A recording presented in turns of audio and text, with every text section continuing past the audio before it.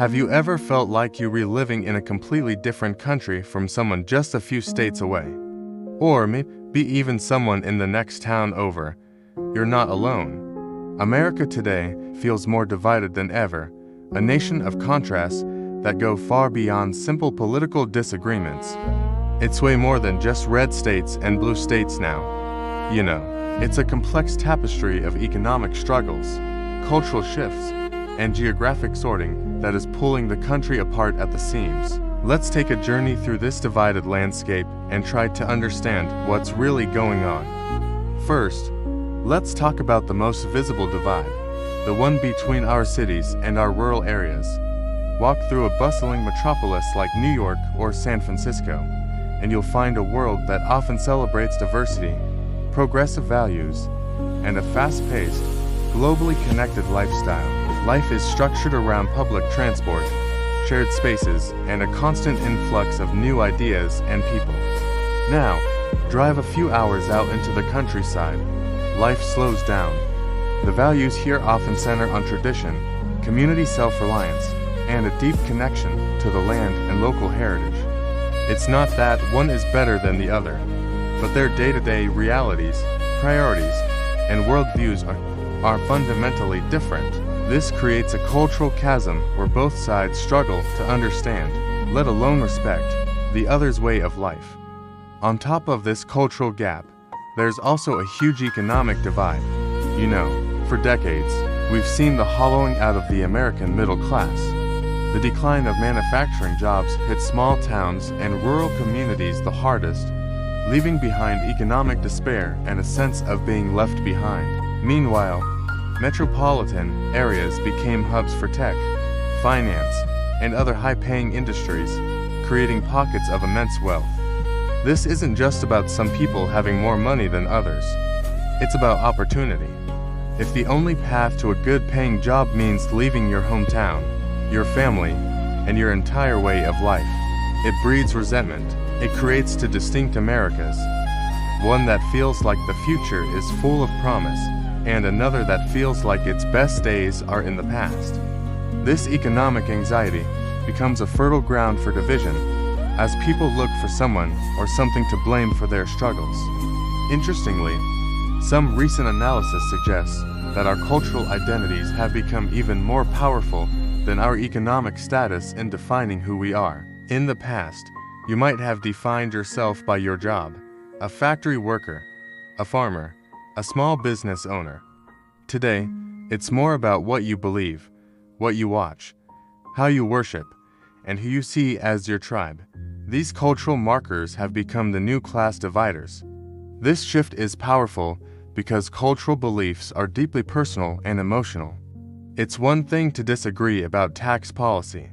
It's another to feel that someone's fundamental values are a threat to your own. This emotional intensity makes compromise incredibly difficult and turns political opponents into moral enemies. As these divides have grown, we've also physically sorted ourselves into like-minded communities.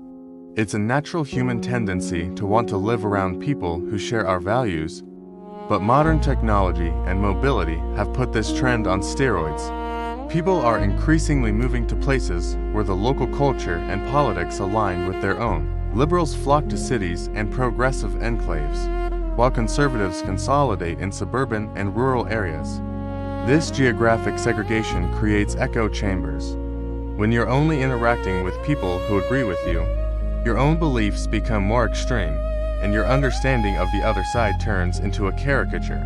We lose the chance for the casual, everyday conversations with people who are different from us, the kind of conversations that build empathy and bridge divides. We can't really talk things out when we're all living in our own little bubbles, right? Government policies, often unintentionally, can also pour fuel on these cultural fires. Take immigration, for example. Policies around how we manage our borders and how we integrate new immigrants into society can trigger deep-seated anxieties about national identity and cultural change. For some, immigration is a source of economic vitality and cultural enrichment.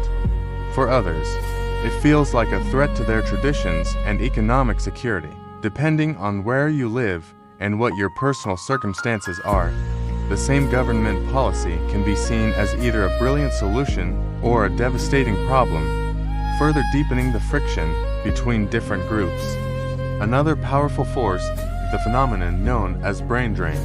For decades, the most ambitious and highly educated young people from small towns and rural areas have been leaving for big cities in search of better career opportunities and a different lifestyle. This migration has devastating consequences for the places they leave behind. It concentrates talent, innovation, and wealth in a handful of urban supercenters, while depleting the human capital of other regions. The towns that lose their best and brightest also lose future business owners, community leaders, and taxpayers. This not only worsens the economic divide, but also the cultural one, as the remaining population can feel a profound sense of abandonment and decline, reinforcing the feeling that they've been forgotten by the rest of the country. When you look at the United States map, you can see these rifts play out on a regional scale. The Northeast, with its legacy of industry and intellectual hubs, has a different economic engine and cultural vision than the Sun Belt, which is rapidly growing through new industries and migration. The Midwest, the nation's traditional heartland, is grappling with the transition from an agricultural and manufacturing economy to a knowledge-based one. The West Coast is a global leader in technology and entertainment, creating a culture that can feel completely alien to the resource-driven economies of the Mountain West. Each region has its own unique history, its own economic realities, and its own vision for what America should be. So, why is America so divided? It's not one single reason. It's the result of long-enduring rifts that have been widening for decades. It's the geographic sorting of our population, the seismic shifts in our economy that created winners and losers, and the transformation of our politics from a debate over policy to a war over cultural identity. We've stopped sharing the same spaces, the same information sources, and even the same set of facts. Understanding these deep divides is the first step. It's not about deciding which side is right or wrong, but about recognizing the complex forces that have brought us to this point. Bridging this gap will require more than just political compromise. It will require a genuine effort to step outside our own echo chambers, to listen with empathy, and to rediscover a sense of shared destiny. The journey is long and difficult, but it's essential for the future of the nation. Thanks for watching. If this video gave you something to think about, please like, share, and subscribe for more deep dives into the issues that shape our world. We'll see you in the next one.